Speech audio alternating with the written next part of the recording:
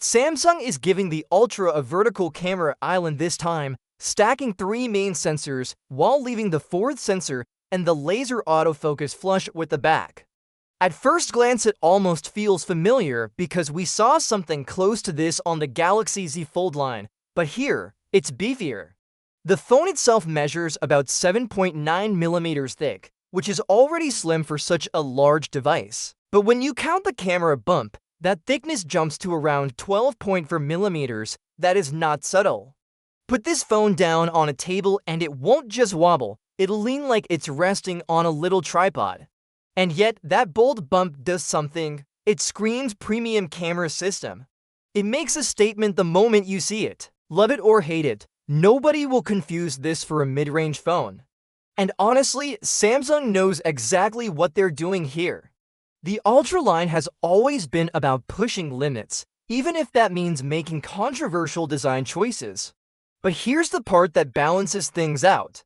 The corners of the phone are more rounded now. If you've ever used the previous Ultra models, you'll know they could feel a bit sharp after long use. This time it looks like Samsung is going for comfort. Softer edges, easier grip, less hand fatigue.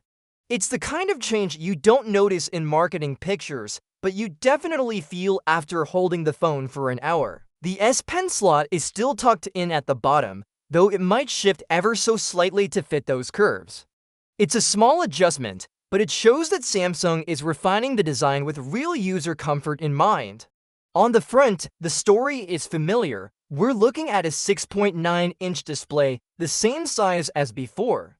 Still huge, still gorgeous, still flagship quality. Samsung isn't reinventing this part of the phone because frankly, it doesn't need to. Their displays are already among the best in the world, and this one should be no exception. But where things take a twist is the camera system. Rumors are floating around that one of the telephoto sensors might actually be downgraded. And for photography fans, that's a tough pill to swallow. The Ultra series has always been known for insane zoom and versatility, so even the thought of a cutback feels disappointing. But let's be fair here, Samsung has proven that image processing can work wonders even with smaller sensors. The real question is whether they're streamlining for efficiency and quality, or if this is cost-cutting in disguise. Now onto performance. This is where Samsung doesn't hold back. The S26 Ultra is expected to run on Qualcomm Snapdragon 8 Elite Gen 5 in most regions. That means cutting-edge speed, efficiency, and all the advanced features we expect from a flagship chip. But in some markets, the new Exynos 2600 will make its debut. This chip just entered mass production, and while Samsung claims it's ready to stand toe-to-toe with Snapdragon, the jury's still out. For some users, this is exciting news. For others, the word Exynos alone brings back memories of uneven performance. So here's the question, would you trust Exynos this time? Or would you rather stick with Snapdragon no matter what? Battery-wise, the phone sticks with the reliable 5,000 mAh. No surprises there, but the big improvement comes in charging. Leaks suggest we might finally see 60-watt wired charging on the Ultra. That's a big step up from the current speeds. Imagine going from nearly empty to half full in under 20 minutes. That's the kind of upgrade you notice every single day. And of course, there's the software. The entire S26 lineup should launch with One UI 8.5 built on Android 16. Samsung is polishing animations, making things smoother, adding more customization, and sprinkling in smarter AI features. If you've used One UI in the last couple of years, you already know it's clean, intuitive, and easy to navigate. This feels more like refinement than reinvention, and that's a good thing. So where does this leave us?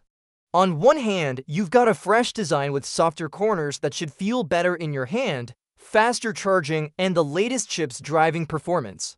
On the other, you've got a camera bump that's bigger than ever and whispers of a downgraded telephoto lens. It's a mix of bold upgrades and potential compromises, and that's where the debate starts.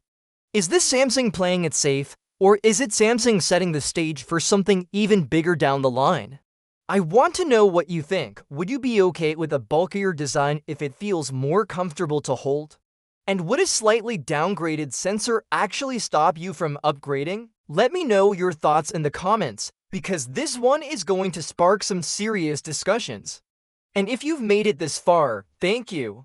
Make sure to subscribe so you don't miss the next big leak, because the Galaxy S26 Ultra story is far from over.